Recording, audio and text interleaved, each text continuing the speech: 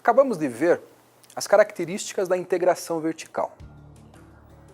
Como já dissemos, integrar significa adquirir a jusante ou a montante um dos elementos que compõem o canal de distribuição. Mas vamos imaginar a situação ao contrário. Ao invés de eu querer adquirir, eu quero eliminar. Eu quero dispensar um dos membros do canal. Quais seriam as consequências? Bom, a primeira nós já vimos lá atrás. Tem a ver com os fluxos. Se eu estou eliminando um dos membros do canal, algum dos fluxos que ele realizava deverão necessariamente ser realizados por outro membro do canal. Essa é uma consequência imediata. Consequentemente, o que nós já vimos? Se alguém faz fluxo, assume custo. Então, na hora que eu transfiro esse fluxo para outro membro, alguém vai ter que assumir esse custo. Pois bem, mas vamos analisar as vantagens. A principal é o benefício na margem.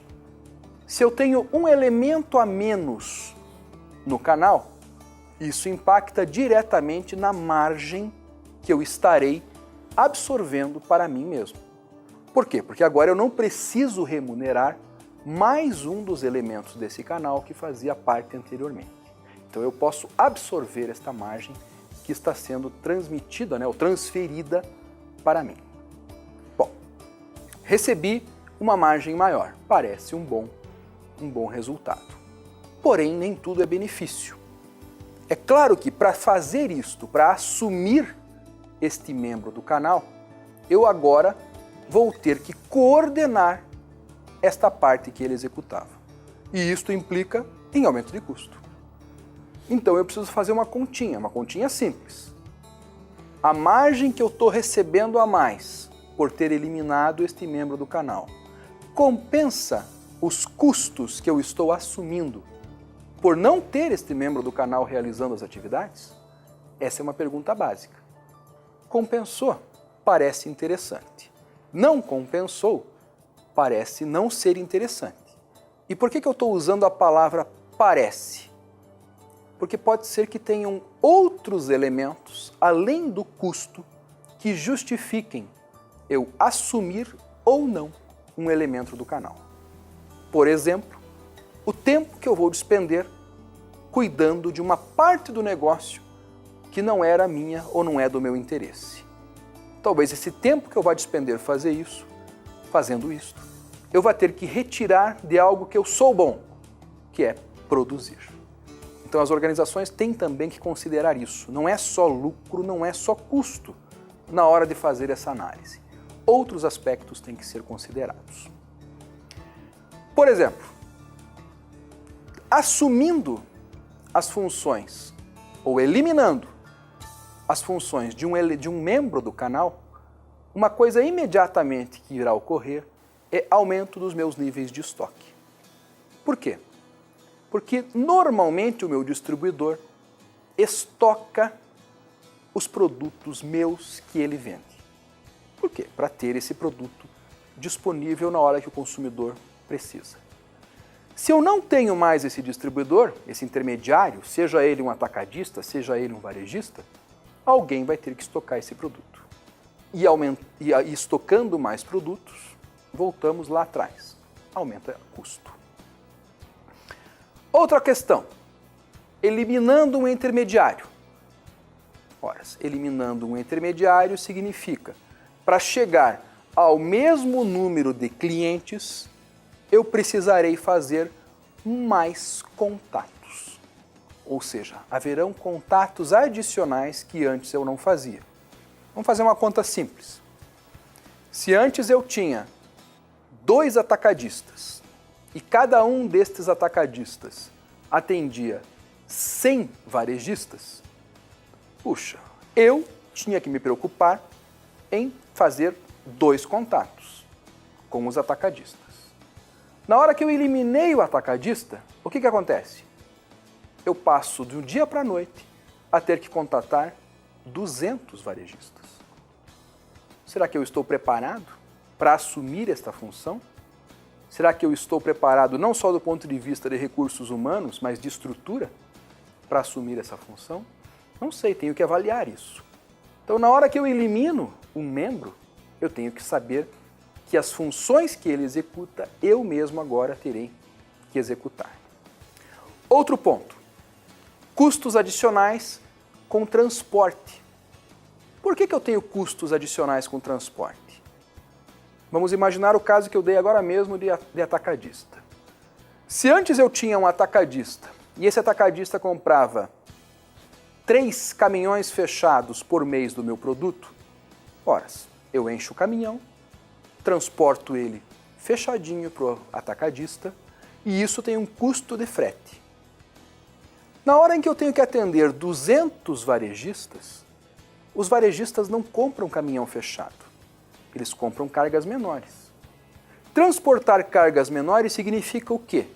Aumento do custo do frete. Por quê? Porque agora eu transporto em pequenas quantidades. Ou o caminhão vai semi-completo, ou eu vou ter que contratar uma transportadora que transporta em pequenas quantidades. Em qualquer uma das situações, o custo do meu frete subiu.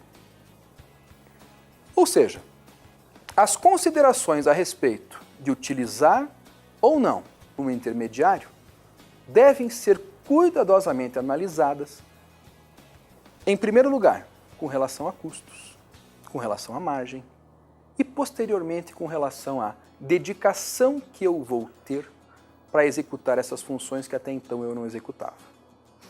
Nesse contexto entra mais uma discussão, que é a terceirização. A terceirização é uma estratégia bastante utilizada pelas organizações, principalmente quando eu não tenho capital para investir naquilo que o meu terceiro faz e quando eu tenho variação de demanda. Por quê? Porque se eu não tenho capital, eu contrato um terceiro para investir por mim. É ele que vai montar uma estrutura para me representar. O risco é dele e o lucro, se houver, também é dele. Claro que numa proporção, já que ele é remunerado pelo que faz.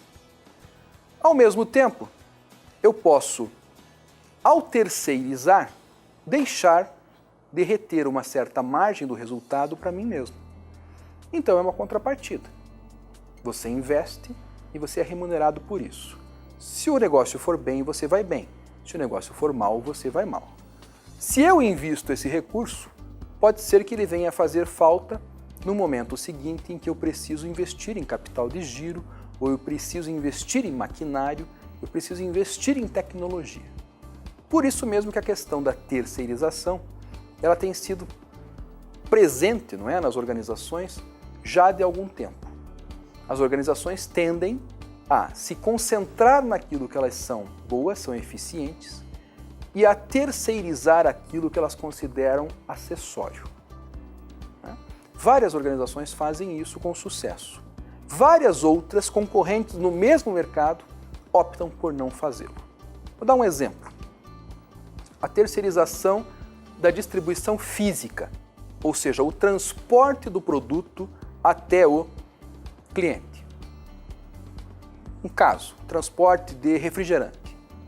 Nós temos organizações que fazem elas mesmas o transporte desse produto, refrigerante, até o bar, até o supermercado, até a venda.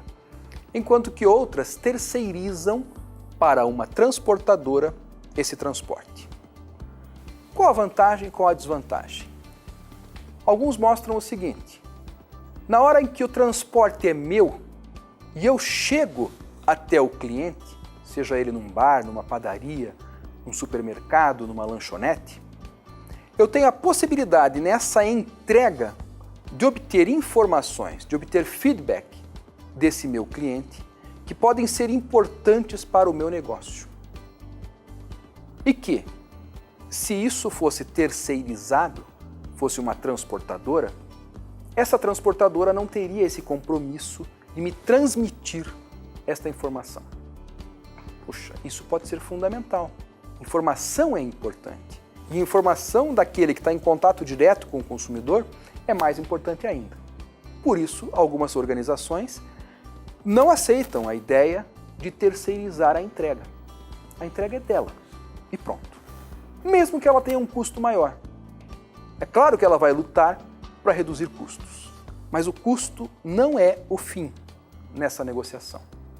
Ela entende que o contato com o consumidor e com o cliente é mais importante. Por isso, esses dois temas, eliminar ou terceirizar, são temas muito importantes e que fazem parte do dia a dia das decisões de quem gere um canal de distribuição.